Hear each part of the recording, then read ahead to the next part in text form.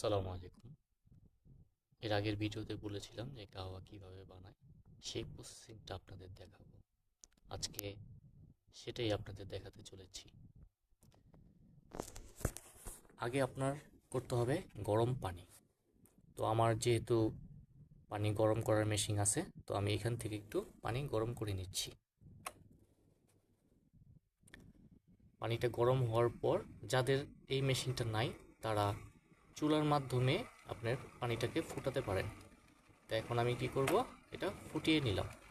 ফুটিয়ে নেওয়ার পর আপনার গাহওয়া, এই যে গাহওয়া নিলাম, 3 চা চামচ গাহওয়া নিতে হবে।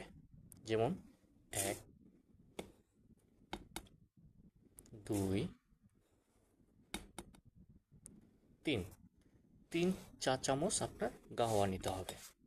তারপর নিতে হবে জিঞ্জিবির, যেমন বাংলাদেশে বলে আদা, এটা দিতে হবে 2 চা চামচ।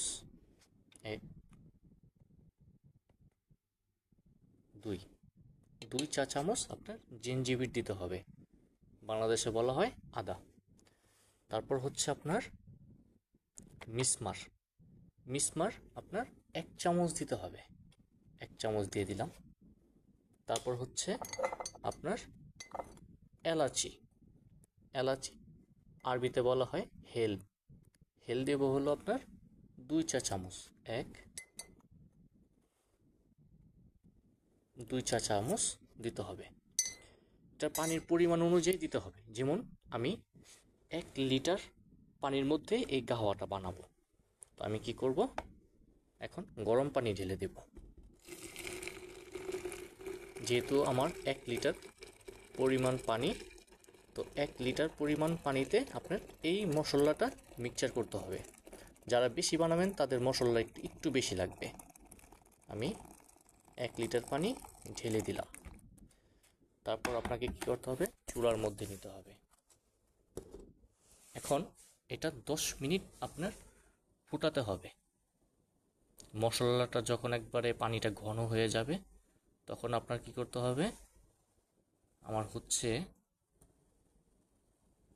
ফুটতেছে এখন, যখন এটা আপনার ফুটন্ত হয়ে যাবে, 10 মিনিট আপনার ফুটবে, ফুটার পর আস্তে করে এটা সরিয়ে ফেলবেন, এটাকে সরিয়ে ফেলবেন।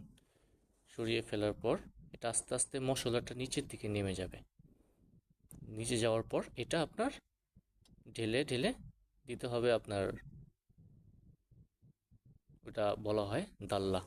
আপনাদের এটা একটু দেখাচ্ছি, আমাদের বাংলাদেশে বলা হয় এটা ফ্লাক্স, এটাকে বলা হয় ফ্লাক্স আমাদের বাংলাদেশে।